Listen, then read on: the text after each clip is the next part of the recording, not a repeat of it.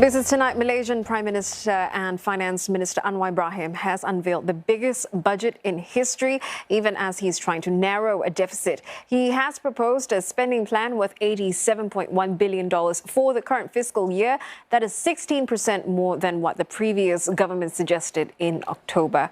PM Anwar's debut budget is aimed at cushioning the blow of rising living costs while balancing the risks of worsening the national debt, which has topped a staggering 1.5 trillion ringgit. That's about $350 billion and equivalent to 81% of GDP.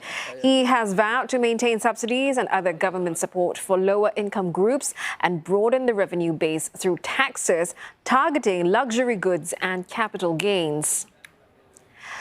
For more, our correspondent Afifa Riffin joins us live from Kuala Lumpur. Afifa, talk us through some of the key measures and what do they say about the Anwar administration? Has he kept his promises?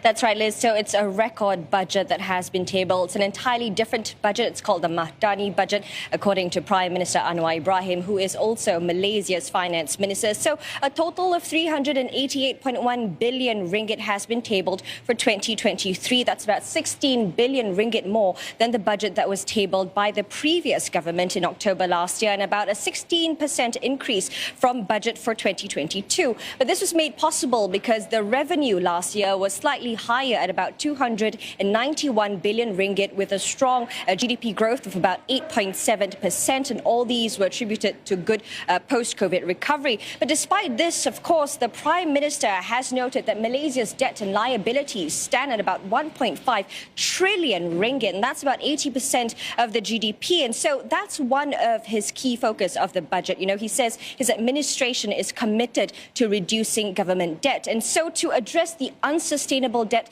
and the irresponsible borrowing, a Fiscal Responsibility Act will be tabled later this year. And in terms of, loan taking for the government, the focus is on cheap loans and any expenditures that will bring in revenues for the country. But another focus of his budget is, of course, addressing the rising cost of living as well as the higher food prices. And in this regard, a total of 64 billion ringgit, or about 16% of the total budget, has been set aside for subsidies, incentives, as well as cash handouts. Now, Malaysia will also not be imposing any broad-based consumption taxes, which means there will be no GST imposed. Instead, a more progressive approach will be taken, and this means that taxes on the top 20 percentile of the country will be slightly increased, and there will be tax cuts for the middle income groups. There will also be taxes on luxury goods as well as capital gains. Let's listen in to what else the Prime Minister said about this.